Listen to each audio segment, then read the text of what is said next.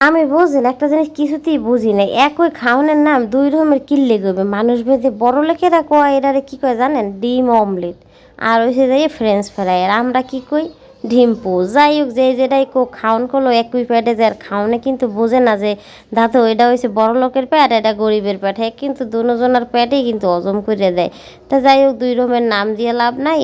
এই তো বেন্না খেলে ওঠার পরে আমার সারাদিনে যত কাম কাজ সেই আপনাকে দেখামো। তো ধৈর্য ধরে ভিডিওটা যারা দেখবেন তো অনেক কিছুই আপনারা দেখতে পাইবেন, হয়তো ভালো লাগতেও পারে। তো এই উদ্দেশ্যে আপনারা ভিডিওটা সম্পূর্ণ দেখা শুরু করে দেন। হ্যালো এভরিওয়ান, আসসালামু আলাইকুম, সবাই কেমন আছেন?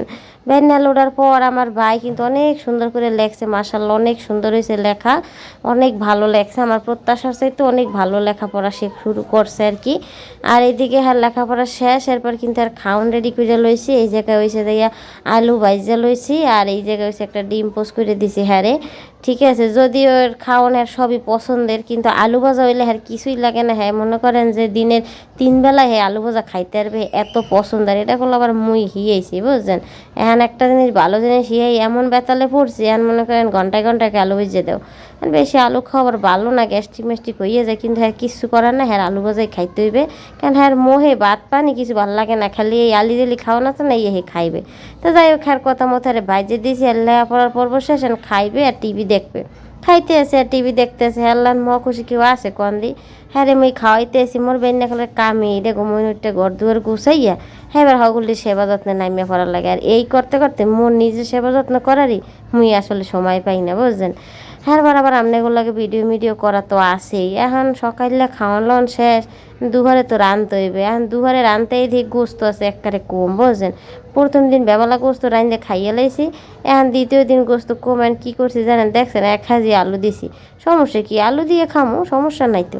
এখন আলু দিয়ে 1 কেজি এখন লাড়তে চাড়তে আছি। এখন দূরে রান্না একটু মোটামুটি কমপ্লিট করে লম, এক পদই রানবো আর কি। তো দূরে খাওয়া লওয়া শেষ, বিয়েল একটু জিরাইয়ে ঘুমাই টুমাই এইবার আবার আইয়ে দিয়ে মোর বই না আবার ইয়ে লইছে, মানে এই চুরি বানাইছে, অর্ডারই চুরি কেড়ে জানি দিয়েছে। কিন্তু চুরিগুলো অনেক সুন্দর, তা আমি কইলাম আপনাগুলো একটু দেখাই। এই চুরিগুলো বেশ ভালোই চলতে আছে, আপনাকে পছন্দ হইলে আপনারাও নিতে পারেন, কোনো সমস্যা নাই। হচ্ছে আমার পেজে হচ্ছে মেসেজ করতে পারেন বা ইনবক্স করলেও আপনারা পাইবেন।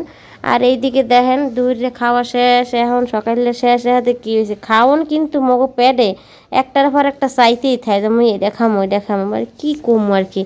এখন আর আমার দশা হয়েছে কি জানেন, সব খাওন একের পর এক জোগাড় করতে হয়। এখন দেখালে এই চাল ভাজা বানাই খাইছি টেছি চানাচুর দিয়ে।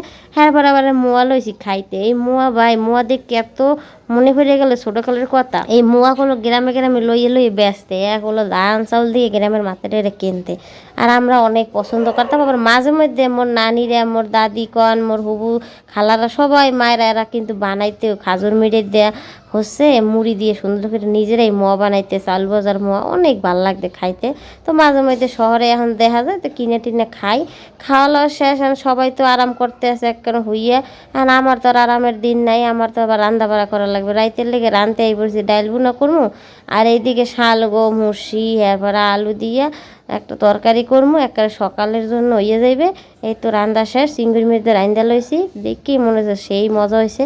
আর এদিকে মোর পছন্দের বেগুন ভাজা, মানে মোর না সবারই। আজকে দিনের মতো করলে এখানে মোর রান্না বাড়া শেষ বুঝছেন। সবার কাছ থেকে বিদায় নিয়ে নেবো, সবাই ভালো থাকেন, আল্লাহ হাফেজ।